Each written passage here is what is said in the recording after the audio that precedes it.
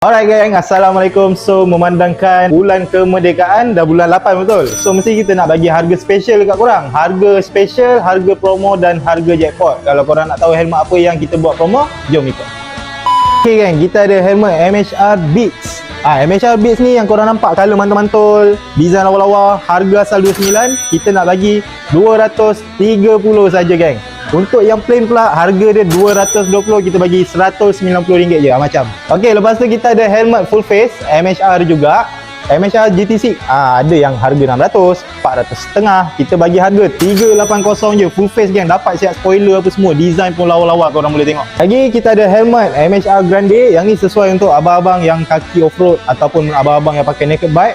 Harga asal dia 450, kita belanja abang semua RM100. So 350 je bang. Boleh buka lagu. Memang lawa, design pun ada banyak lagi bang.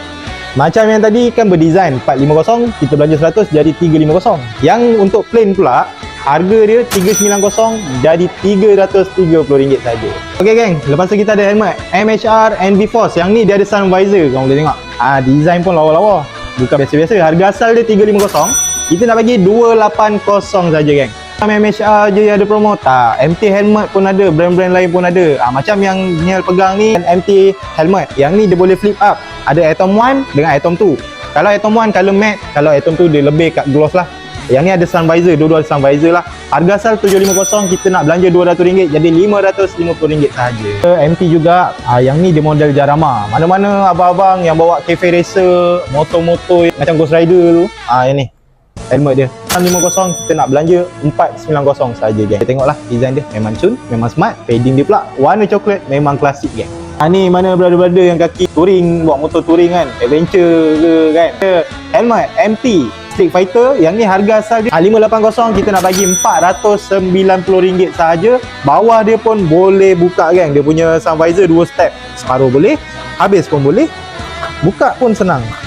Padding memang the best. Lepas tu kita ada brand MT Thunder 3. Yang ni dia ada sun visor geng. Sun visor dia dekat belah bawah ni, kau boleh tengok. Design ada 3 design. Yang ni padding dia memang sedap. MT padding dia memang sedap. Okey. Harga asal 429, kita nak bagi 350 je geng. Untuk siapa-siapa yang dah beli helmet ataupun segala barang yang ada dalam kedai, kita sekarang tengah buat campaign PWP, purchase with purchase.